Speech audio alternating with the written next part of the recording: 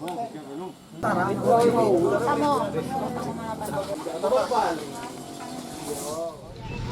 jika ada yang mengalami batuk atau sesak yang dari luar daerah, kami selalu memantau melalui wilayah kerja masing-masing.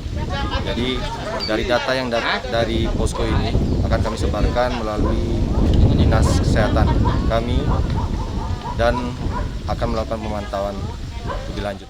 Setidaknya penanganan awal yang masuk ke sini kita lakukan pendataan dulu. Kita lakukan pendataan. Terus kalau emang gejala nanti ada, kita langsung menyebarkan informasi itu ke dinas kesehatan dan disebarkan lagi ke puskesmas yang ada di kabupaten.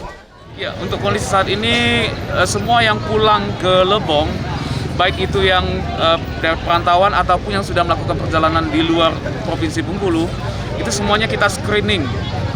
Jadi jumlah keseluruhan yang sudah di screening jumlah 547 orang. Dari 547 itu ada sekitar 160-an lagi yang masih diobservasi. Kemudian dari jumlah sekian itu ada 11 yang masuk dalam daftar ODP. Nah, dari ODP 11 ini tinggal 5 lagi yang masih dalam pantauan. Mudah-mudahan kondisinya sudah membaik, tetapi masa 14 harinya belum selesai. Jadi kita belum bisa untuk mengeluarkan dari daftar ODP.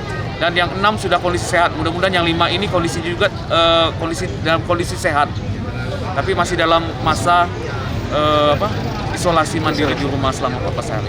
Himbau kepada masyarakat, kami mohon juga untuk seluruh masyarakat untuk dapat bersama-sama kita mengatasi COVID ini, ya, sama-sama mendukung dengan cara yaitu menjaga kebersihan, melakukan social distancing, kemudian selalu melakukan cuci tangan, kemudian yang baru pulang dari bepergian, terutama dari zona merah, itu tolong segera untuk isolasi mandiri langsung di rumah.